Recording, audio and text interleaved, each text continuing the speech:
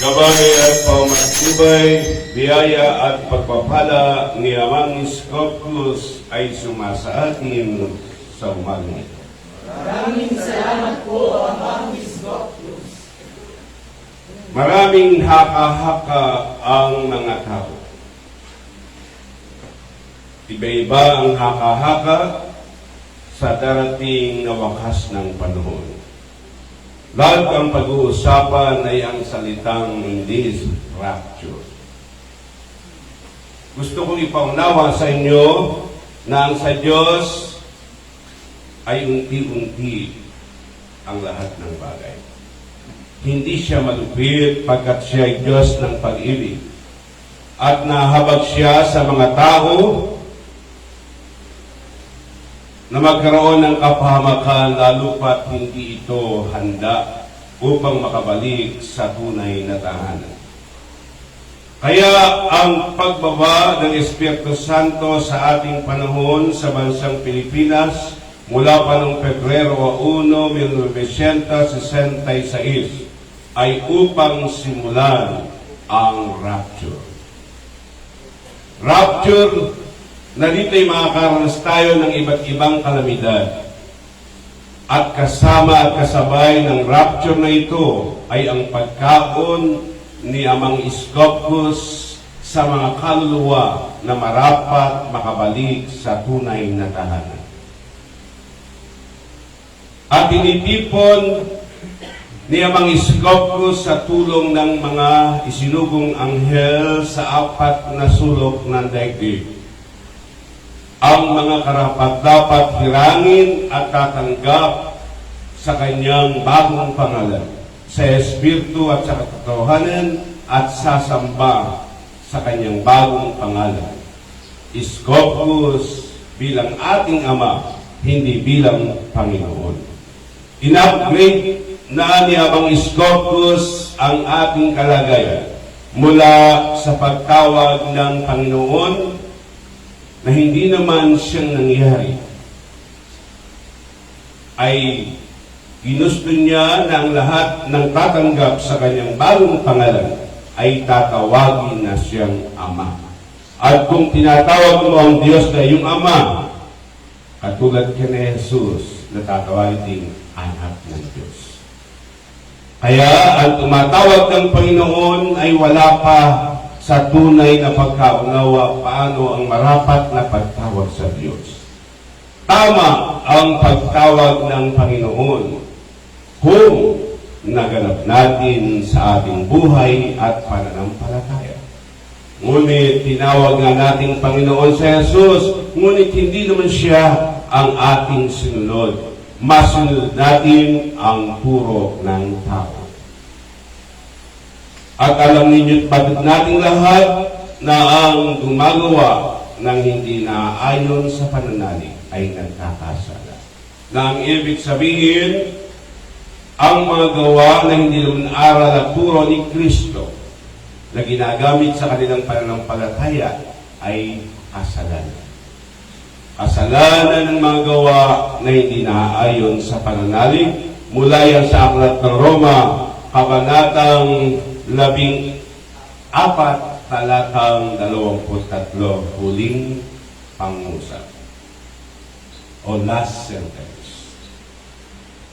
Ang ating ebanghelyo, mga kapatid, ay magmumula sa aklat ni Mateo. Ang kabanata ay 24, mula talatang 1 hanggang 31. Pakinggan niyong mabuti ang mga palatandaan na ang Diyos ay naandirito na. Sa ating piling, wala sa buong daigdig. Nasa Pilipinas lamang ang Diyos. Dito siya pumipiling sa kanyang bagong Jerusalem at sa lahing kanyang kinalugdan sa gitna ng mga hentil. Ang isinugo ng Diyos ni Amang Iskopus ay mga anghel sa iba't ibang dako ng daigdig upang katulungin paano titipunin ang mga hihirangin sa ikatatlong misteryo.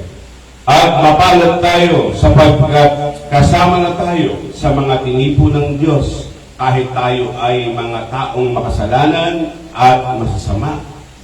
Marami ang pagkukulang, ngunit ang lahat ay binibigyan ng Diyos ng pagkakataon.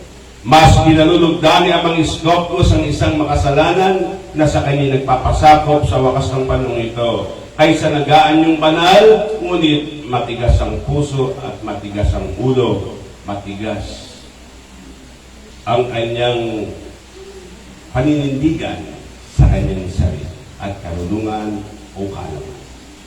Kaya mas gusto ng Diyos ang mga taong nagpapakamangmang sapagkat mas naunawaan ng mga taong nagpapakamangmang ang kalooban ng Diyos kaysa taong nagmamarunong o nagmamataas at nagiging palalo sa kanyang harapan. Ganito ang nakasulat sa aklat ni Mateo. Lumabas si Jesus sa templo. Paalis na siya nang lumapit ang mga alagad at itinuro sa kanya ang mga gusali ng templo. Ano ba yung templo? Dalawang klase ang templo. Templong literal, templo na ating katawan. Templo na pinapanahanan ng Diyos sa huling panahon ito. Ginagamit ang templong ito ng Diyos upang may hayag at may paalaala ang kanyang aral at turo nang siya'y mag-anyong tao sa gitna ng mga Hudyo bilang ating Panginoong Hesukristo. Nang panahon yun, tayo na nandirito ay hindi pa tao. Ngunit naniwala tayo sa balita, kahit naligaw tayo dahil sa mga bulaang guro at mga bulaang mangangaral. Pinalitan nila ng kasinungalingan ang katotohanan. Ano ang kasinungalingan? Ang turo ng tao. Ano ang katotohanan? Ang turo ni Kristo. Kaya ngayon, si Amang Iskopos ay sumasatao, humakasi, humihiram ng tinig, humihiram ng katawang laman upang ipaalaala ang kanyang mga aral at turo nang siya'y mag-anyong tao sa gitna ng mga Hudyo. Sa aklat ni Joel, na nakasulat din sa aklat ng Gawa ng mga Apostol, mga minamahal na kapatid, ang pagdating ng Espiritu Santo ay maliwanag na ibubuhos ko ang aking Espiritu sa lahat ng tao. Bata man o matanda, babae man o lalaki, pati sa mga alipin. Naganap ito sa panahon ng mga apostol. Matapos ang gumulang sa 2,000 taon, muli ginanap ni Amang Iskopos sa pangalawang pagkakataon ang pagbaba niya, hindi na sa Judea, kundi dito na sa silanganan. Sa pulo-pulo sa gitna ng dagat sa silanganan, dito ay luluwalhatiin ang pangalan ng Diyos ng Israel. Isaiah chapter 24, verse 15. Maunawa nating mabuti na ang ating ginagampanan sa loob ng ministeryo at ilaw ni Amang Iskopos ay napakahalaga upang maipaunawa natin ang buong katotohanan at hindi tayo mapabilang sa mga bulaang guro. Pag tayo ay tinatanong, saan ka pupunta? Pupunta ako sa sisimba ako. Saan ka pupunta? Sa simbahan. Hindi simbahan ang tamang termino sa lugar kung saan natitipon ang mga tao para sumamba sa Diyos. Banal na templo. Holy temple. Hindi simbahan. Dahil tayo ay sumampalataya na hindi nag-iisip kung ano ang kinamulatan at kinagis ng salita, hala ay tama na. Ngunit ngayon, maunawaan din natin na hindi natin pwedeng itanggi na tayo man ay mga Iglesia ni Cristo. Sapagkat ang salitang Iglesia ay salitang Kastila nang ibig sabihin ay mananampalataya. Pag sinabi Iglesia ni Cristo, ako, pandailing ang mga Katoliko. Pandailing ang ibang sekta dahil isa lang ang alam nilang Iglesia ni Cristo, ang Iglesia ni Manalo. naniniwala kay Kristo, ngunit hindi naniniwala sa si Kristo ay Diyos. Si Kristo ay tao lamang tao.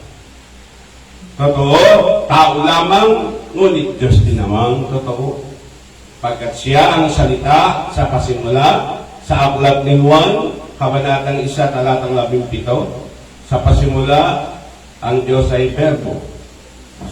Sa salitang Griego, na ang ibig sabihin sa wikang Tagalog ay salita.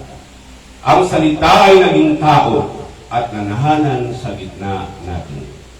Naging tao ang Diyos mula sa pagiging salita, nag-anyong tao siya upang tayo ay bigyan ng halimbawa na marapat tularan. 1 Pedro, kabanatang 2, talatang 21. Ang pagtitiis ng hirap ay bahagi ng pagkahirang sa inyo ng Diyos, sapagat nang si Kristo ay magtiis para sa inyo, binigyan kayo ng halimbawa na marapat tularan.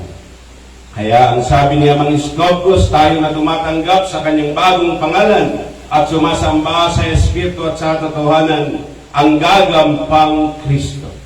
Palaisipan sa mga nakakarinig. Pwede ba tayo gumampang Kristo? Pag sinabing gagampang Kristo, ang nasa ispagat ipapako sa krus. Literally, ngunit hindi ganoon. Kung paano ang Panginoon ay nagtiis bago pa siya ay ibinayubay sa krus, gayon din naman, tayo ay ipapako sa pagtitiis. Ipapako tayo sa hirap at sakit, sapagkat sa ganoong pamaraan, alam ng Diyos, doon tayo makatutupad sa ating pananampalataya. Dahil ang tao kapag inuna ay karangyaan sa buhay, napapalayo sa Diyos. Nalalasing sa kayamanan ng sanlibutan ito. Nakalilimot sa Diyos. Ngunit ang tao, pag naghihirap, lalong tumatawag sa Diyos. Pero kapag karangyana, kumaisipan na lamang ang pagtawag sa Diyos. Kaya, ang ating Ama ay dakila at alam niya ang makabubuti sa ating tao. At alam niya na mas makabubuti sa ating pananampalataya kasama ang pagtitiis, ang hirap at sakit. Tulad sa mga sundalo, dumadaan sa training. Ano ang ginagawa niya sa training? Hirap at sakit. At pagka nakapasa sa training ang isang pulis, at bago siya maging ganap na pulis, sanay na siya sa lahat ng pakikibaka sa mundo. Lalo na sa pakikipaglaban. At may mga sundalo, may mga special training. Katulad ng SAP, Special Action Force,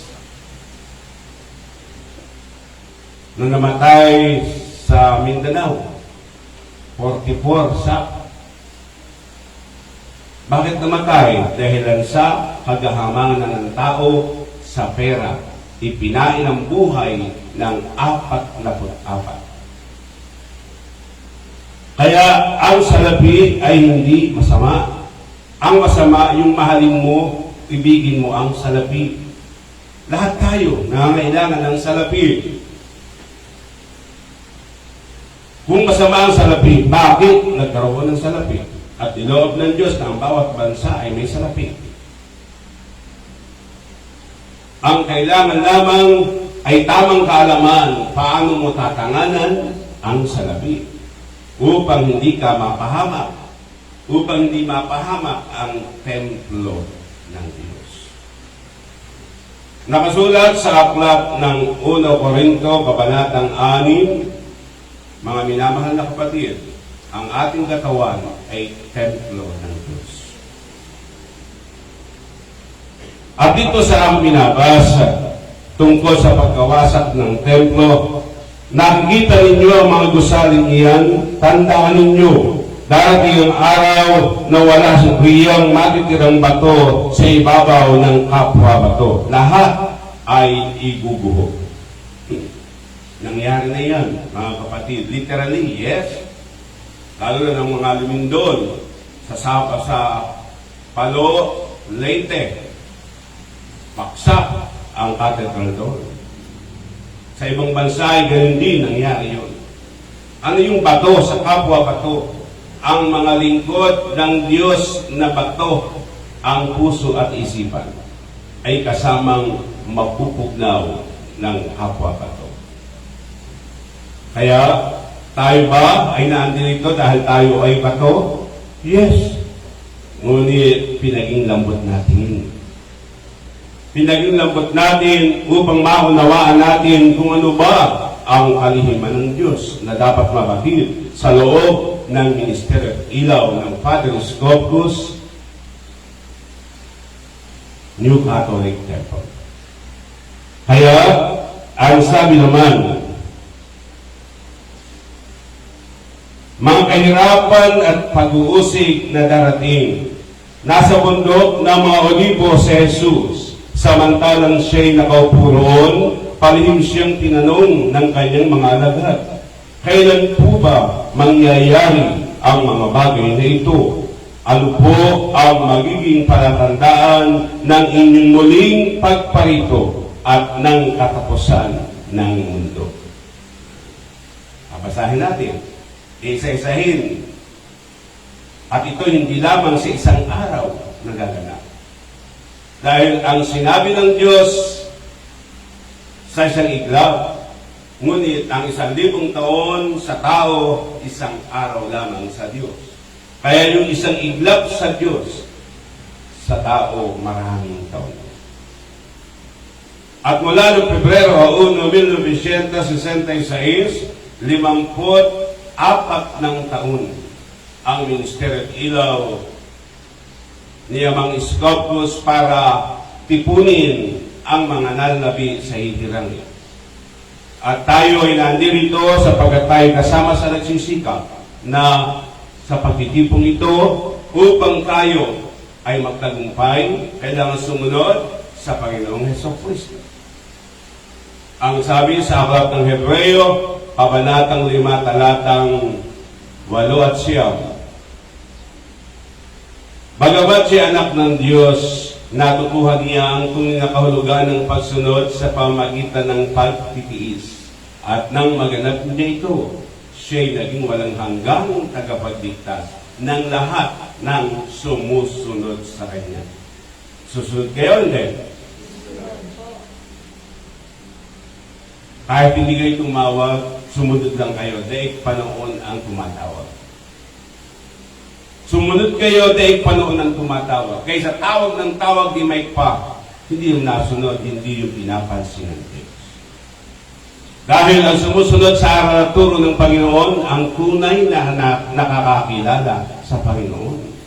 Ngunit lahat tayo ay tumatawag sa Panginoon, ngunit hindi natin siya nakilala. Pagkat iba ang ating sununod, mas sunod natin ang utos ng mga bulaang guro kaysa utos ni Kristo. At dahil diyan, dumaba ang Espiritu Santo sa ating panahon upang ganapin ang rapture, ang pagpili sa mga karapat-dapat ibalik sa tunay na tahanan. Kaya, bago maganap ang inyong pagbalik sa tunay na tahanan, kailangan tagumpay tayo. Dahil kung hindi kayo tagumpay, hindi kayo makapapasok sa ating tunay na tahanan. Na kung saan ay pagkakaloob sa atin ni Amang Scopus ang katawang panlangit na hindi na makatitigil ng kamatayan sa anumang uri ng pamaraan. Ang iyong bang katawan ay katawang panlangit? Katawang panlangit ba yan, mga kapatid? Oh, hindi. Katawang lupa yan. Ang katawang lupa ay babalik sa lupa. Ngunit ang ating kaluluwa na mula sa Diyos ay kailangan makabalik sa Diyos. At pagdating natin doon, tayo kasama sa nagtagumpay na kabalik, bibigyan tayo ng katawang panglangit. Yun ang ating maging tahanan, yun ang ating maging silid pagdating sa kabilang buhay. Paano natin ito kakamting? Kinakailangan tayo ay sumamba sa Espiritu at sa katotohanan, tumawag sa pangalan ni Amang Scopus at sumunod sa aral at turo ni Jesucristo upang tayo ay magtagumpay. Dahil ang magtatagumpay lamang ang bibigyan ng panganang nakatago. Revelation chapter 2 verse 17. Kung may pandinig kayo, tingin niyo ang sinasabi ng Espiritu sa mga iglesia. Sa magtatagumpay ay bibigay ko ang nakatagong mana mula sa langit at bibigyan ko sila ng isang batong puti. At sa bato ay may nakasulat na isang bagong pangalan, walang nakakaalam kundi ang tatanggap. Tinanggap natin, ano ang kailangan? Pagsunod. Kung tatanggapin, hindi pa rin susunod, hindi ka magtatagumpay. Kung hindi ka magtatagumpay, bakit ka aasa sa katawang panglangit? Hindi pagkakalooban ng katawang panglangit ang hindi susunod sa Panginoon. Ang susunod lang sa Panginoon ang magkakamit ng gantimpala ngayon. Pamana na tanging si Amang Iskopos ang makapagbibigay noon. Bakit sinabi ni Amang Iskopos na tayo dinatnan niya ng mga patay?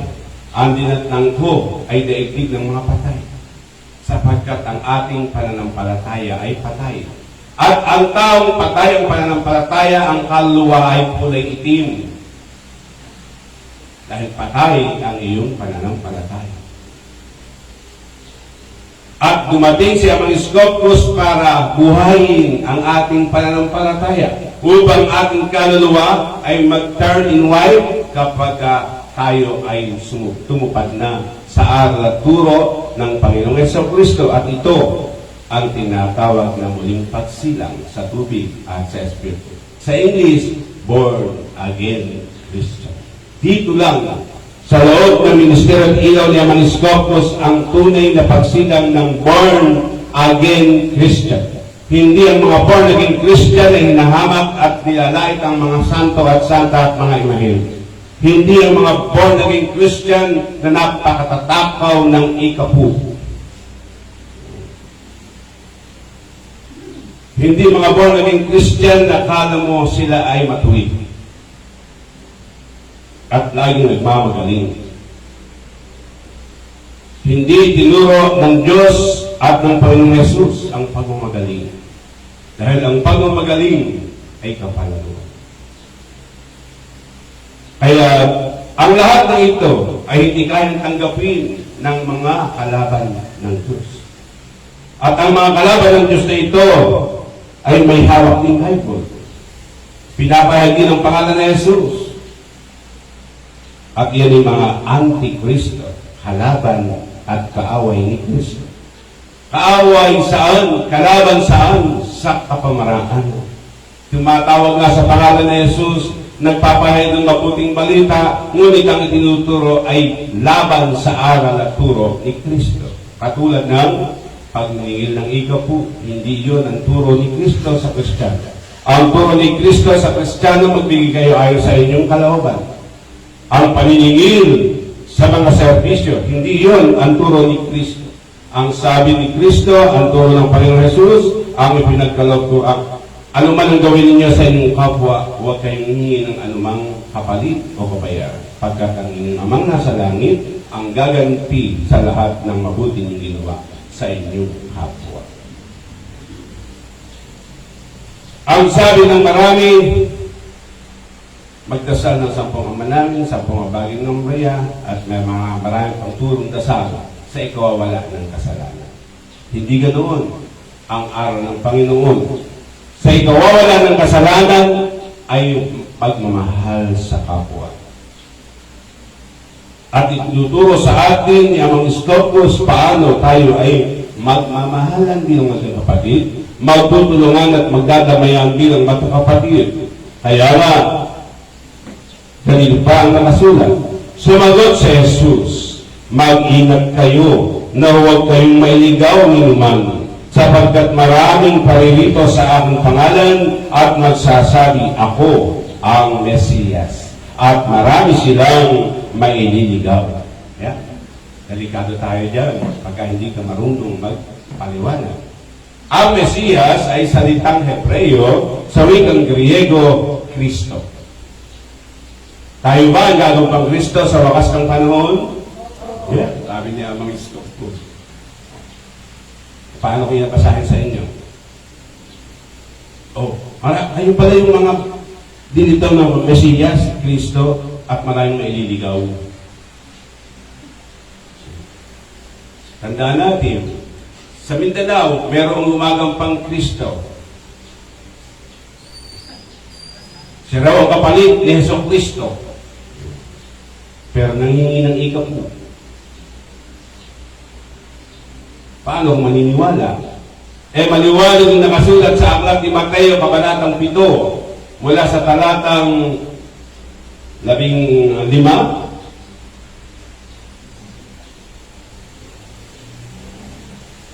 Ganito ninyo makilala ang mga bulaang propeta. Paano nyo makilala ang bulaang propeta? Basahin natin, mga kapatid, sa aklat ng Mateo, kabanatang 7.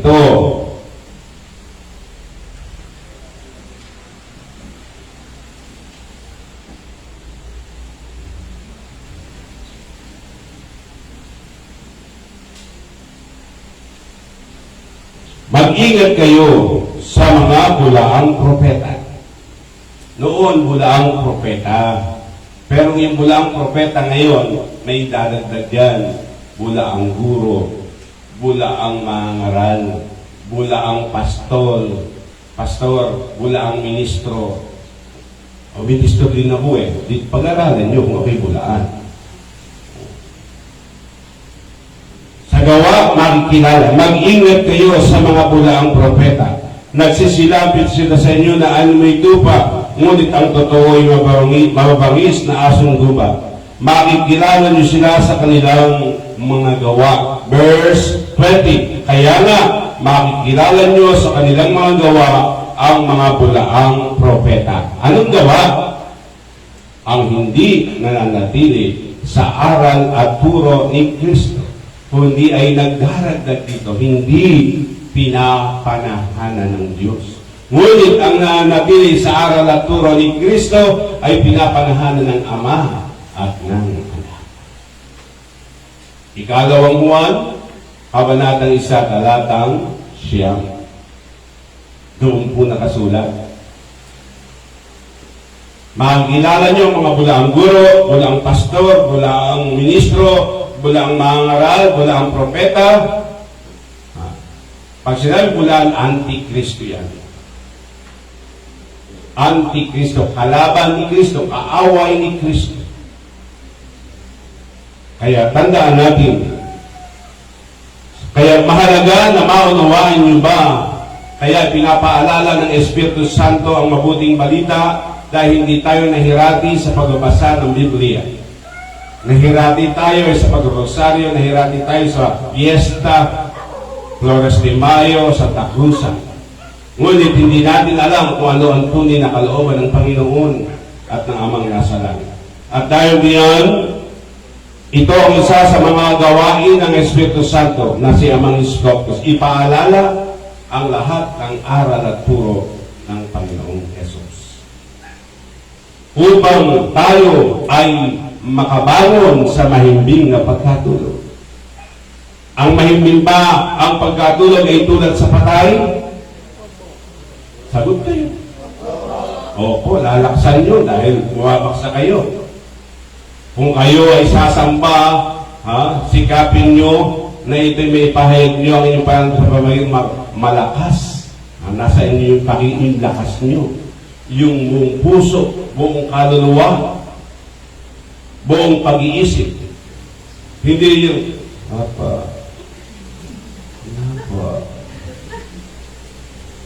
ako kulang sa tulog.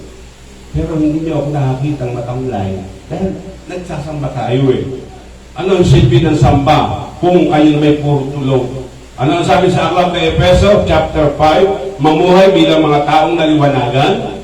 Kayo ba'y naliwanagan? Kung kayo naliwanagan, hindi kayo antukin. Ang antok, hindi pa naliliwanagan at di pa sumasali sa kanyang isipan ang mahalagang inihanda ng Diyos. At dito lang yun makamit sa loob ng ministeryo at ilang hindi sa mga iba't ibang sangay ng kongregasyon sa second mystery.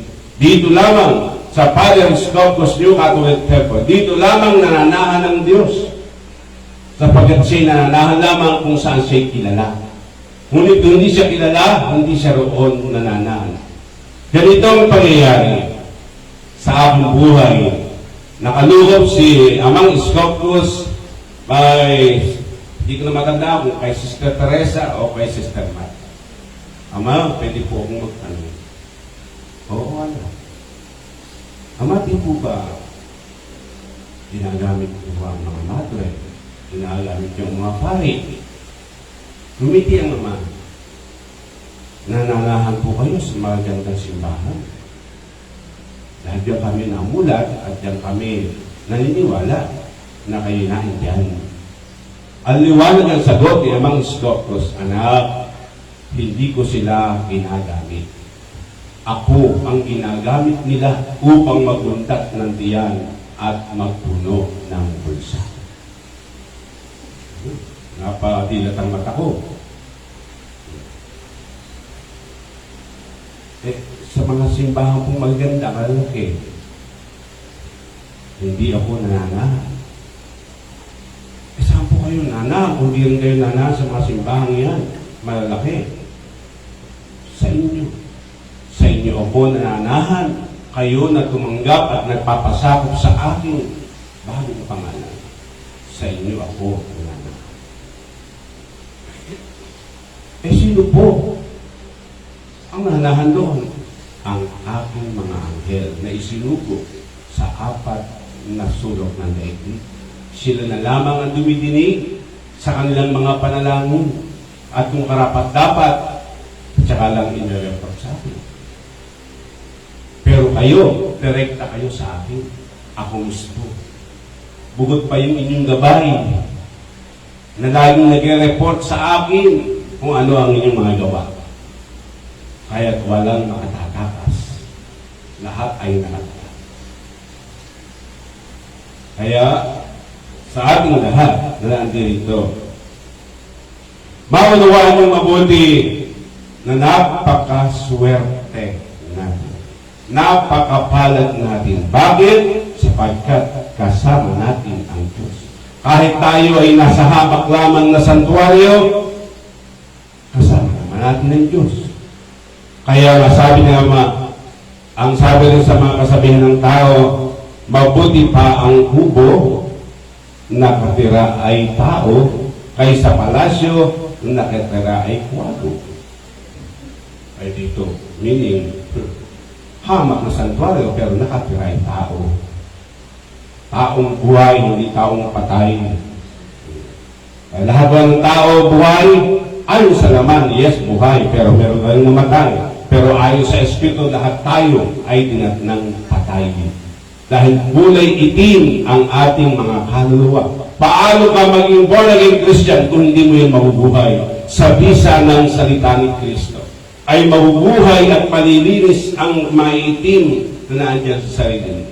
Maitim na isipan, maitim na kalooban, maitim masamang pananalita, masamang pag-uugali o kaasalan. Lahat yan ay dapat may tama ayon sa kalooban ni Kristo at ni Amang Scopus. Upang tayo ay isilang na muli sa isang bagong pagkatao. Pag sinabing rapture, mawala ang lumang lupa, lumang daigdig, at mapapalitan ng bagong langit at bagong lupa. Sa Bible, literal ang pagkaintindi ng tao. Pag sinabing bagong langit, bagong lupa, yung pa rin yung langit ay nakita ko. Lupa, ganoon pa rin naman. Anong bagong langit at bagong lupa ang sinasabi sa banal na kasulatan? Bagong pag-iisip. Dahil ang ating isipan ay tulad sa langit, malawak. Ang ating katawan, ang ating pagkatao ay mula sa lupa. Kaya kailangan mabago ang ating pagkatao at mabago rin ang ating kaisipan sa pananampalataya sa Diyos.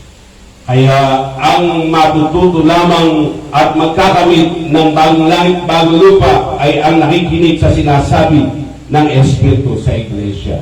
Ang bingi, mananatiling luma. Yun ngang nakinig, luma pa rin dahil matigas pa rin ang ulo. How much more yung ay mong makinig? Kaya may bentahe yung nakikinig sa sinasabi ng Espiritu sa mga iglesia. Amen. Ano ba ang sinasabi rito, mga kapatid? Sa chapter 24, basahin ulit natin. Mahaba-haba ito. Ang kalapastangalan verse 6, makaririnig kayo ng alingaw ng labanan at ng mga balita tungkol sa digmaan. Meron na bang digmaan? Nagaanap na. Hindi lang kahapon, hindi lang ngayon, noong pa. May digmaan na. Kailan pa ba bumaba siya ang mga Scopios? 1966. 1960s, meron digmaan. Marami na rin mga kasakunaan. Huwag kayong mapagabag. Dapat mangyari ang mga ito, ngunit hindi pa ito ang wakas, sapagkat nakikibaka ang bansa laban sa kapwa bansa at ang kaharian sa kapwa kaharian. Magkakagutom at lilindol sa iba't ibang dako. Lumindol, kumakailan lang. Intensity 6.7. Mula sa Kalatagan, Batangas. Mabuti hindi ako nagising. Ay sabi ni Cesar, ay yung dumudo niya. Ang ganoon pa yan. Hindi ganoon eh. Patay yan. Dindul yan, mga kapatid. Eh kung kayo gising. Kaya, eksakto, nagising ako alas 5. Eh, lumindol daw na yung 4:45. 4:50. After ng dindol ako tsaka nagising. Normal lang. Kaya tandaan natin, magkakagutom at lindol sa iba't ibang tao. Nagkakagutom na ba sa mundo? Dahil sa pandemya. So, andito na lahat ang signs na ang Diyos ay naandirito na. Ngunit, hindi pa yung umakyat sa langit on the 40th day ang dumating. Ang isinugo muna ng Ama ay ang kanyang Espiritu upang tayo ay bigyan babala at paghandain. Dahil kung siya ang bumaba na bilang Panginoon na nakita ng mga apostol ay bababa, walang maliligtas. Walang makaliligtas at walang magkakamit ng buhay na walang hanggan. Ngunit, ginusto ng Diyos na isugo muna ang kanyang Espiritu upang bigyan pagkakataon ang tao sa pamamagitan ng third mystery. At ang third mystery ay ang loob ng kongregasyon ng Pater Scopus. Upang dito'y maunawaan nyo na ginaganap ng Diyos ang paglingap at ang paghirang sa mga marapat ibalik sa tunay na tahanan. At kasabi niyan ay ang mga binasa ko na mga digmaan, alingawan ng labanan at mga balita tungkol sa digmaan. Huwag kayong mapagabag, dapat mangyari ang mga ito, ngunit hindi pa ito ang wakas, sapagkat makikibaka ang bansa laban sa kapwa bansa at ang kaharian sa kapwa kaharian, magkakagutom at lilindol sa iba't ibang dako. Ang lahat ng ito ay pasimula pa lamang ng mga paghihirap. Maraming lindol ang nangyari itong nakaraang linggo. O itong linggo ito sa iba't ibang bansa. Oo, ang dami. Kaya, hindi yung halimbawa katulad ng panahon ni Noe, na buong daigdig, isang bahala, hindi mangyayari na yun. Part by part of the world ang rapture. Dahil nahabag nga ang Diyos noong gunawin ang sangkatauhan sa pamamagitan ng mga nahabag ang Diyos Ngayon, meron pa rin paha, pero part by part, hindi buong mundo. Gayon din, ang digmaan part by part of the world, hindi buong mundo. Ang lindol ay gayon din, part by part of the world, hindi buong mundo. Dahil kung buong mundo ay dilindol, kawawa ang mga tao. Pero hindi ganoong kalupit ang Diyos. Hindi ganoong kalupit ang Ama. Binigyan tayo ng pagkakataong itama ang ating mga pagkakamali at sustupunan ang ating mga pagkukulang sa pamamagitan ng third mystery. Kaya maswerte tayo, nasa piling tayo ng Diyos. Nasa piling tayo ng pag-agapay at pagtuturo sa atin ng Espiritu Santo ng Panginoong Hesus na tinatawag nating Amang Iskopos. Sa mga panahon iyon, kapupuotan kayo ng lahat dahil sa akin at isasakdal upang pahirapan at patayin. Maraming tatalikod sa kanilang pananampalataya at mapupuot sa isa't isa. Ipagkakanulo ng isa't isa ang kanyang kapwa. Marami ang magpapanggap na propeta at ililigaw nila ang marami. Ang kasamaan ay lalaganap, alupat, manlalamig ang pag-ibig ng marami. Ngunit, ang manatiling tapat hanggang wakas ang siyang madiligtas. At ipangangaral sa buong sanlibutan ang mabuting balita tungkol sa paghahari ng Diyos upang ito'y makilala ng lahat ng bansa saka darating ang wakas. Hindi pa nakakarating sa buong mundo ang tungkol sa mabuting balita at sa bagong pangalan. Ngunit ang salita ni Kristo ay laganap na, ngunit may mga maling-maling interpretasyon ang mga bulaang guro, ang mga bulaang ministro, ang mga bulaang pastor. Dahil hindi sumasa kanila ang Diyos. Ginagamit lamang nila ang mga bagay na ito para masabing sila nasa Diyos. Ngunit ang kanilang personal na layunin ay pera. Magbundad ng tiyan at magpuno ng bulsa. Kaya dito sa Father Scopus New Catholic Temple, walang bayad ang lahat ng serbisyo. Lahat ng serbisyo kasama ang panggagamot ay walang bayad. At dito ay babanggitin pa rin na ang mga bulaang propeta ay magpapakita rin ng mga himala. Paano yan? Damay tayo dyan. Marami rin himala, kaya mga Scopus nagpapakita rin ng mapagaling. Paano natin ito didistinguish? Ang mga bulaan nagpapagaling. Ang totoo, nagpapagaling din. Siyempre, paano mo yan ipamaunawaan? Ang bulaan, ang pagpapagaling fake. Bayaran. Kaya mga Scopus, totoo, nagagaling ka. Nangis sa tubig lamang, panalangin sa bagong pangalan, gagaling ka. Kaya, huwag natin kakalimutan kung sa second mystery, kinapuotan ba ang mga apostol tang sumunod sa mabuting balita? Kinapuotan ba ng salibutan? Yes. Ang mga apostol, pinatay nga sa isa.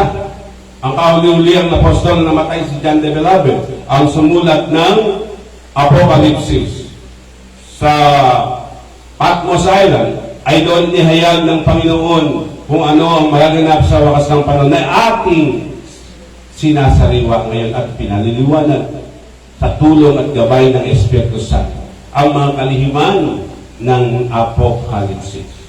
Na hindi ito kaya ipaliwanag ng mga bulaang guro. Lalo na ang tatlong titik o digit na 666, napakasama ang interpretasyon ng mga bulaang guro. Dinawag pang Holy Bible ang Biblia kung i-interpret pala ay sama-sama. Kung ang Biblia ay tinawag mong Holy Bible, maganda ang nandyan. Huwag mong ipalagay sama-sama. Huwag mo nang tawagin Holy Bible kung sama-sama mo ito i-interpret. Ngunit dumating si Johannes Scopus at ipinaunawa sa atin na hindi masama ang 666. sapagat ang 666 ay pangalan ng isang lalaki. At ang pangalan ng isang lalaki yun ay pangalan ng Diyos na buhay. Sa panahon ni Moises, Jehovah. Sa panahon ni Jesus, sa panahon ng mga apostol, Jesus. At ngayon sa ating panahon, Iskopos.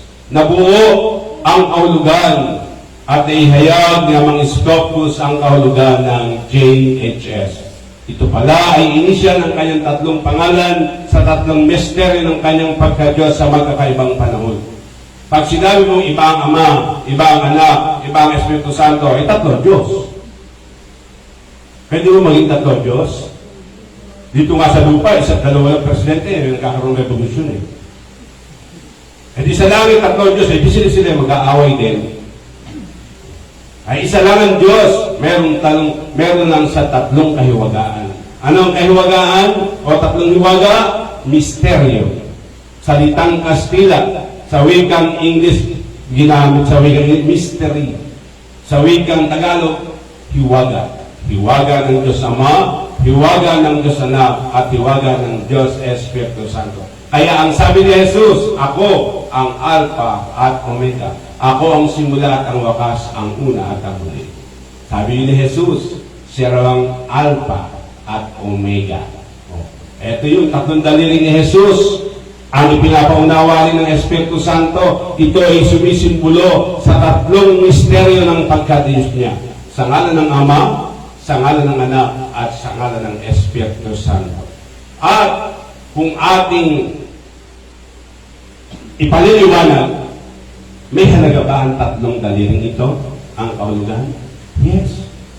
Sa tatlong daliring ito, ay maunawaan niyo kung anong pinakamahalaga. Kung tinanggap natin ang Diyos bilang Jehovah sa panahon ni Moises sa balita lamang, kung tinanggap natin ang Jesus sa balita lamang, ngayon siya mga Iskopos ay dumating, hindi na balita, aktual na ipinangunawa sa atin siya ay Diyos na ating kapiling, Espiritu niya ay sumasa atin at ipinapaunawa ang buong katotohanan. Eto na siya, Iskopos. Sa literal na pagpapaliwanag, sa limang daliri, ito ang pinakamahalaga. For every grab, 4 against 1. Pag nawala ito, mahina ito. Kaya ang sabi niya, mga Iskopos, kung ako'y tinanggap nyo at pinaniwalaan sa balita sa pangalan ng Jehovah, kung ako'y tinanggap nyo bilang inyong Panginoon sa balita lamang, ngayon, ako'y dumating bilang inyong Ama sa Espiritu Katoliko Iskopos. Ayaw nyo akong tanggapin, hindi nyo rin ito tinanggap. Pagkat yan ay isa. Ngunit kung hindi man ninyo ako tinanggap sa ngalan ng Ama ng Anak, dahil balita lang. Ngunit tinanggap niyo ako, naunawaan niyo ako at nagpasa kayo sa akin sa wakas ng panong ito sa ngalan ng Espiritu Santo Iskopos bilang hukom na dumating, hahatol sa mga bubuhay at mga matay na tao, tinanggap niyo rin ang dalawang ito. Dahil tinanggap niyo siya. Yung hindi niyo naunawaan sa una at ikalawa, ay naunawaan niyo siya ngayon na sumasa akin. Kaya maunawaan natin mabuti, mga minamahal na kapatid, ganito pa ang mga kalapastangan ng walang pangalawa. Ano ang ibig sabihin ng kalapastangan ng walang pangalawa? Wala nang kasunod. Mag-iisip ko yung kalapastangan. Hindi walang kasunod. Hasil, hindi naman intindihin. Walang pangalawa eh. Di isa lang mangyayari. Isang beses mangyayari lang. Walang pangalawa eh. Makikita ninyong nagaganap sa banal na lugar ang kalapastangan ng walang pangalawa na tinutukoy ni Propeta Daniel. Unawaan ito ng bumabasa. Kapag nangyari na ito, ang mga nasa Judea ay dapat tumakas sa kabundukan. Ang nasa bubungan ay huwag nang mag-abala pang bumaba upang kumuha ng kahit ano sa kanyang bahay. Ang nasa bukid ay huwag nang umuwi upang kumuha ng balabal. Kaawa-awa o kawawa ang nagdadalang tao at ang nagpapasuso sa mga araw na iyon. Ipanalangin ninyo ng inyong pagtakas ay huwag mataon sa taglamig o sa araw ng pamahinga. Sapagkat sa panahon iyon, ang mga tao ay magdaranas ng napalaking kapighatiang hindi pa naranasan mula ng likhain ang sanlibutan hanggang sa ngayon at hindi na maranasan pang kahit kailan. Kung hindi paikliin ang panahon iyon, walang maliligtas, ngunit alang-alang sa mga hinirang, paikliin ang panahong iyon. Sino mga hinirang? Taas ang kamay ng mga hinirang. Tayo. Di nyo alam na kayo yung hirang.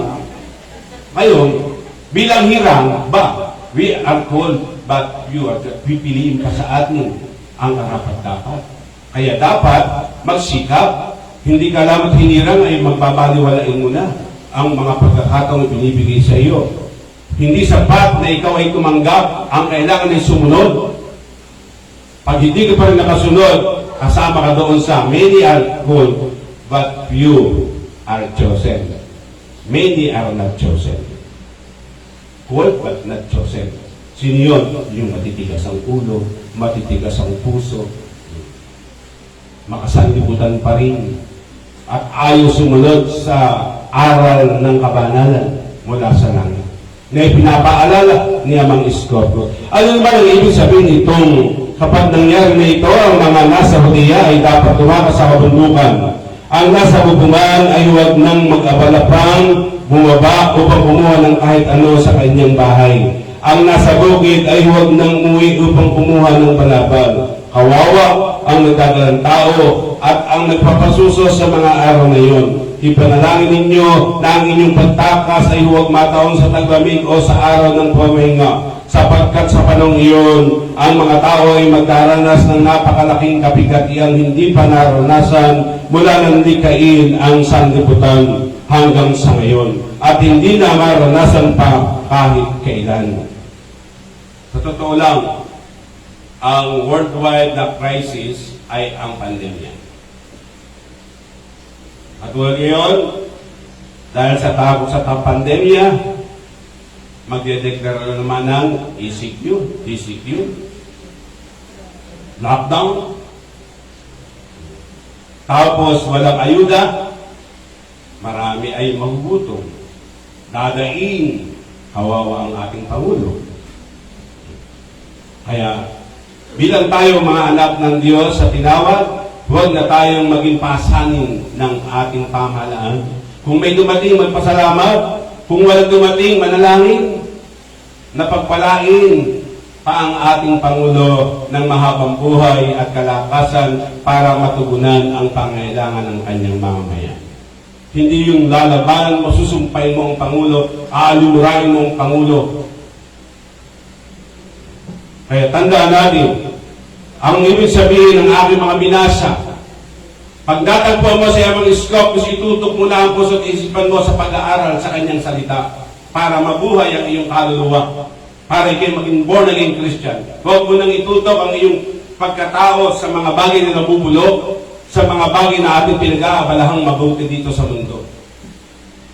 Panahon na para itutok mo naman sa Diyos at sa kanyang salita at sa kanyang kalooban, ay alamin mo paano ka mamumuhay bilang mga tunay na Kristiyano sa sanlibutan ito. Na hindi ka alipin ng sanlibutan, kundi alipin ka ng salita ng Diyos. Ang alipin ng salita ng Diyos ay namumuhay ayon sa salita ng Diyos. Ang alipin ng sanlibutan ay alipin ng mga apitan ng laman dito sa sanlibutan. Magkalaban ng dalawang iyan. Kung kaya, tayo ay nandito para maunawaan nyo na tayo ay kinakailangang alipin ng salita ng Diyos. Ang alipin ng salita ng Diyos ay namumuhay na may kabutihang asal. Kabutihang asal may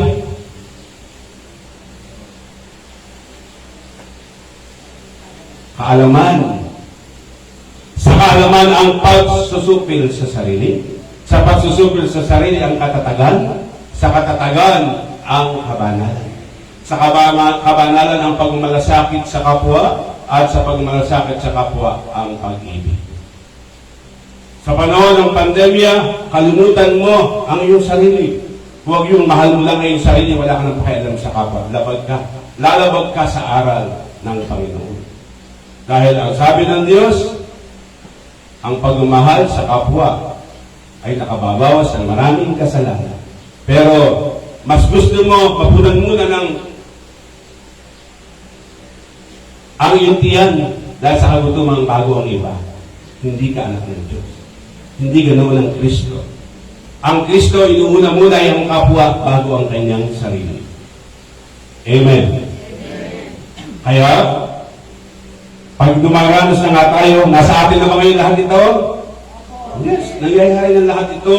Ito ang mga pagtuan Diyos ay atin ng kapili pero hindi matanggap ng marami. Dahil hindi sila ang pinagkalooban at hindi sila ang naghanap.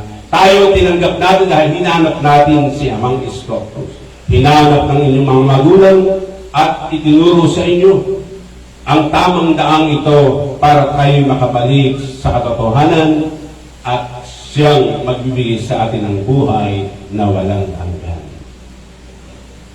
Ano ba ang sinasabi nito? Kung may magsabi sa inyo, narito ang Mesiyas o nariyan siya, huwag kayong maniniwala sapagkat may mga magpapanggap na Mesiyas at may mga lilitaw na mga bulaang propeta.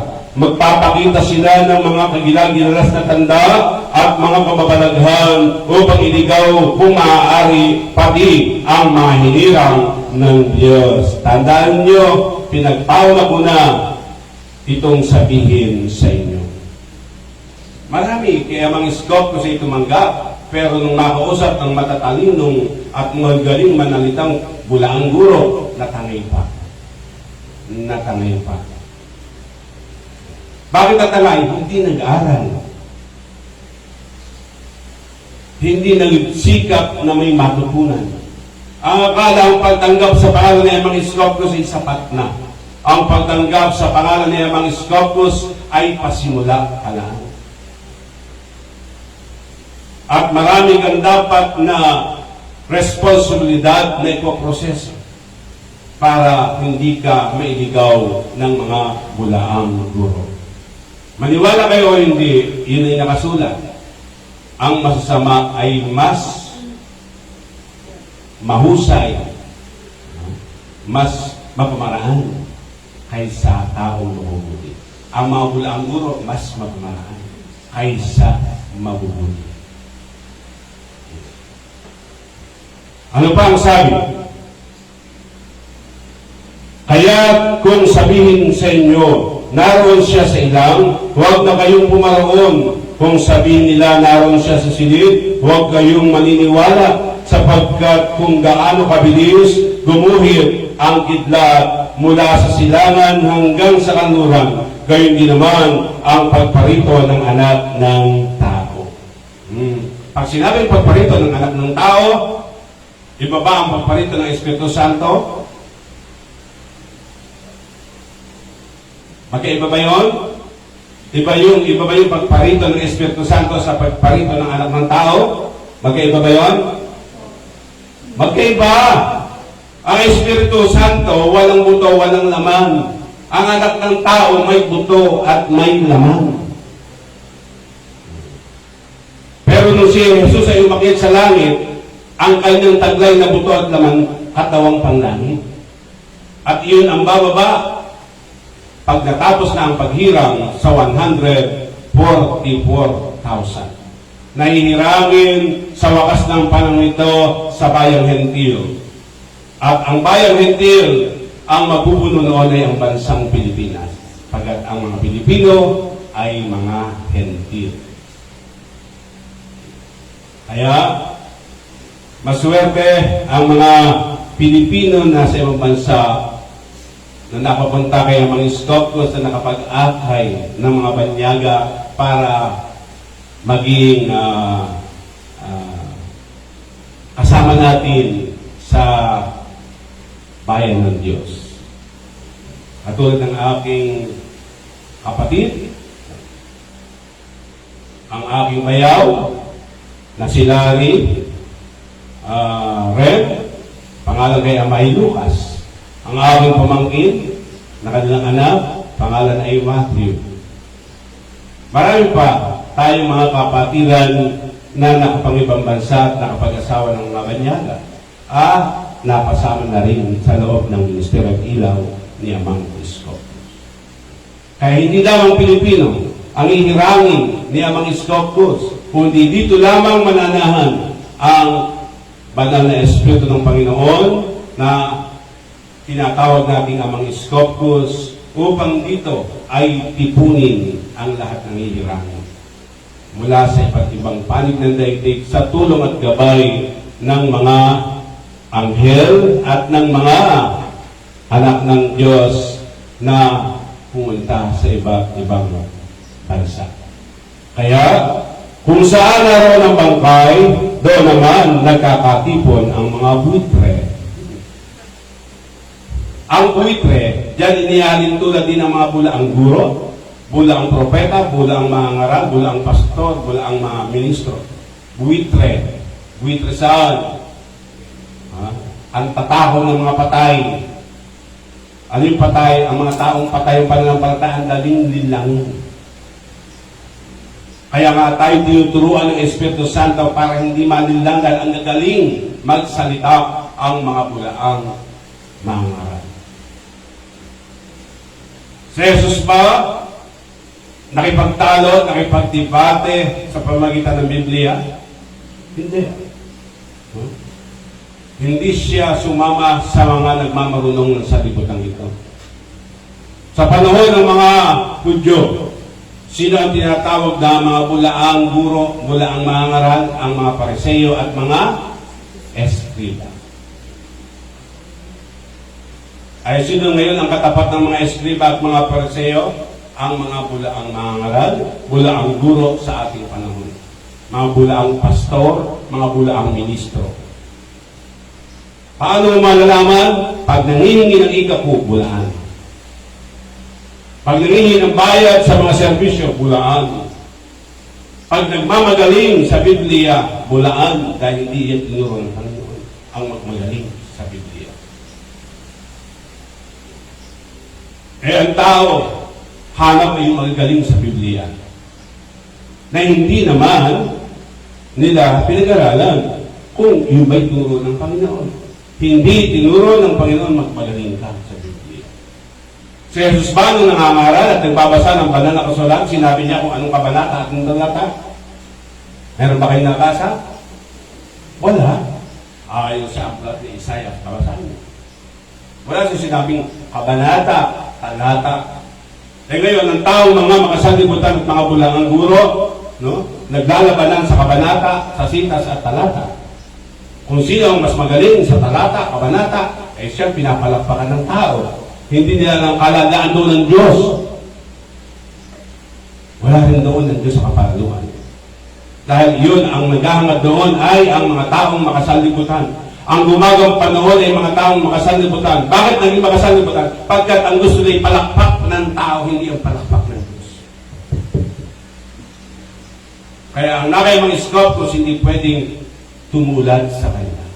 Lalabag tayo pag nakipag-magalingan tayo sa mga bulaang guro nito. Makalalabag tayo. Si Jesus, ang ating modelo, hindi si Pablo, hindi si Pedro, hindi ang mga apostoles. Ang ating modelo ay ang Panginoong Jesus. Siya ay maamong kordero. Maamo sapagkat hindi siya humatol sa mga makasanlibutan. Kahit sa mga Pariseo, ang mga Pariseo ba, Escribis, makasanlibutan? Yes. Pero pinatulan niya ba? Sinabi niya lang ang nasa kalooban niya. Paano niya tinuliksa ang mga gawa? Ang tinuliksa niya yung mga gawa, mga maling gawa at paniniwala ng mga Escribis at Pharisees. Ngayon, sa panahon ito, mga maling gawa ng mga bulaang guro, bulaang mga ngaral, at mga bulaang ministro at mga bulaang pastor na pagkatatakaw ng ikapu, na pagkasisiba ng mga bayad. At maunawaan niyong mabuti na ang ating ebanghelyo ay tumutukoy sa mga bulaang guro at sa mga mangyayari sa wakas ng panahon at mga palatandaan na ang Diyos ay ating ang kapiling. Isinugo niya ang kanyang espiritu upang tayo ay bigyang pagkakataon. Katulad sa panahon ni Noah o ni Noe, binigyang pagkakataon ng tao. Ngunit pinagtawanan lamang nila si Noe at ang sambahayan ni Noe. Habang ginagawa sa loob ng 100 taon paano binuo ni Noe sa hirap at sakit at pagtitiis ng kanyang sambahayan ang isang daong o sasakyang dagat, barko, na kung saan inutos ng Diyos ang utimayari na isakay ang fair by fair na mga hayop.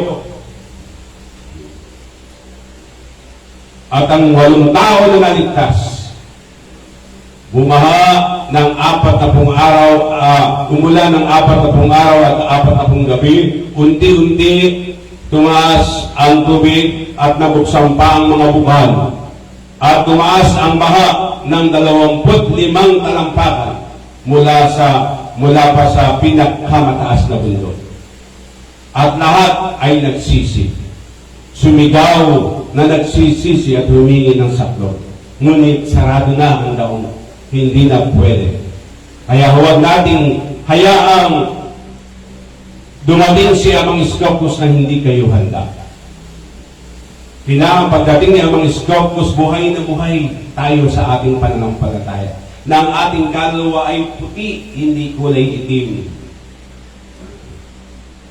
At tayo ay walang takot ng naharap sa hukuman ni Amang Iskopos at ng Panginoong Hesukristo, upang tanggapin ang dakilang gantimpala. Ano ang sabi sa aklat ng Hebreo chapter 10 verse 35? Kaya nga, huwag kayong mawala ng pananalig sa Diyos sapagkat taglay nito ang dakilang gantimpala. Saan nyo makakamit ang dakilang gantimpala? Sa second mystery o sa third mystery? Yung nasa third mystery na tinawag, natipon, nag-aaral, nagtiis, hindi halos nagtagumpay. Gaano pa yung hindi nagpasakop sa Diyos? Kaya, sa libo-libong sekta, ang sektang ito lamang ng Father Iskopos ang siyang pinapanahanan ng Diyos, at dito'y tinitipon ng Diyos ang mga hihirangin sa wakas ng panahon, at kung hindi na makatagal ang katawang laman, katawang panlupa, babalik sa lupa, at pag nakawala ang iyong kaluluwa, iaakyat sa langit upang kantin ang dakilang gantimpala. Katawang panglangit, buhay na walang hanggan na hindi makatitikim ng kamatayan sa anumang uri ng pamaraan. At hindi ito makakamit ng paisi-isi lang. Ito'y makakamit ng mga taong nagsisikap na matutunan at mabatid at maarok ng kaisipan ang kapamaraan ng marapat nilang pagsikapan habang binibigyan tayo ng pagkakataon ni Amang Iskopos. Amen. Amen. Ang sabi pa mga kapatid, maaga pa pala. 7:45 pa lang. Kaya tandaan natin, ang mga bulang guro, bulang mangaral, bulang pastor, bulang ministro, ay inaaring tulad sa buwitre. Kung nasaan daw ang mga bangkay, doon naman nagkakatipon ang mga buwitre. Ang mga bangkay na tinudugo niya yung mga taong patay ang pananampalataya. Kaya nga ang sabi sa aklat ng Efeso chapter 5, verse 40, gumising ka, ikaw na natutulog. Magbangon ka mula sa mga patay at liliwanagan ka ni Kristo. Liliwanagan ba tayo ni Kristo Jesus? Ang Espiritu ba ni Amang Iskopos ay Espiritu ni Jesus? Yes. Kasama ba natin si Jesus hanggang sa wakas ng panahon ito? Yes. At dito, sa bansang Pilipinas, siya bumaba bilang ito ang kanyang bagong Jerusalem. Ano ang sabi sa 3:12? Ang magtatagumpay ay gawin kong haligi sa templo ng aking Diyos, at hindi na siya ay lalabas pa doon. Isusulat ko sa kanya ang pangalan ng aking Diyos at ang pangalan ng bayan ng aking Diyos, ang bagong Jerusalem na bababa mula sa langit ko at sa aking Diyos, at isusulat ko rin ang aking bagong pangalan. Kung may pandinig kayo, tingin niyo ang sinasabi ng Espiritu sa mga iglesia. Ang bagong pangalan to ay inilihim sa mahabang panahon, at nakasulat din yan sa Apokalipsis, ang sinabi ng 7 tulog, Kabanatang 10, talatang 3 at 4, ay maliwanag ang nakasulat, mga kapatid.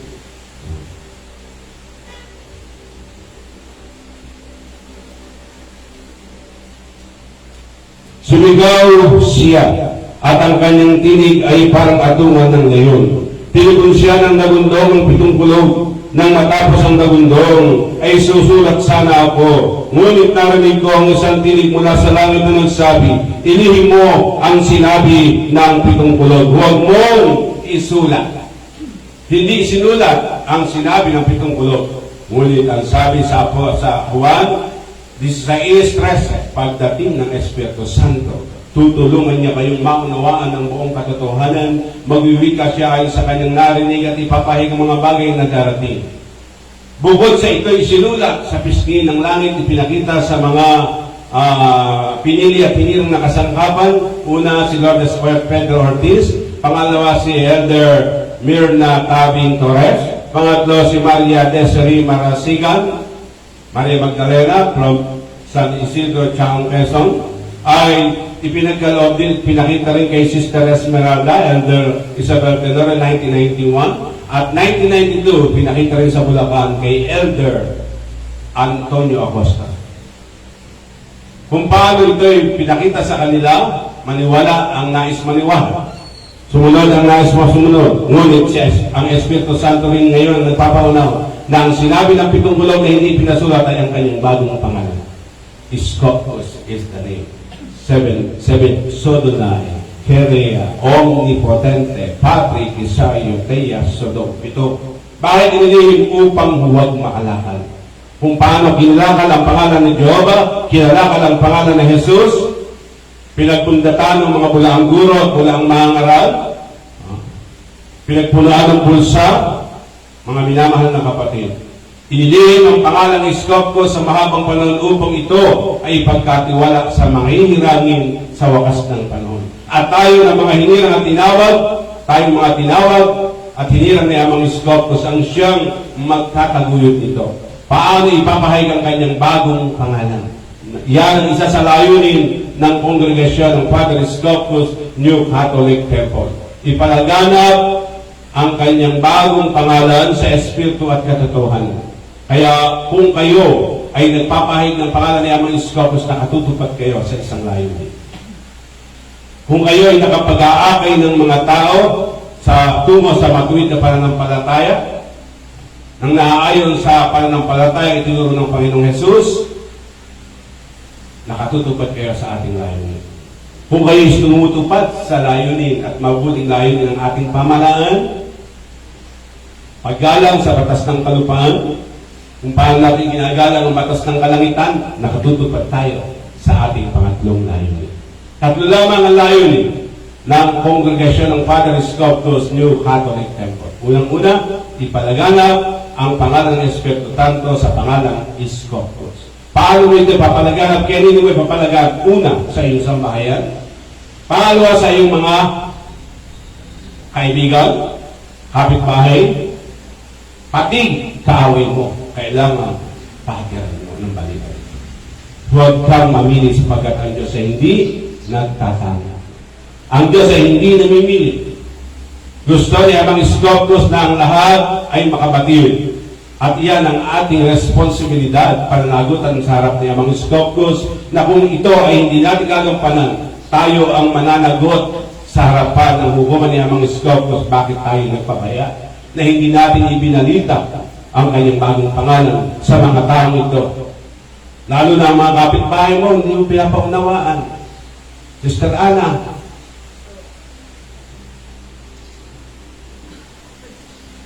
huwag kayong ilulukot at baka kayo ay makatulog.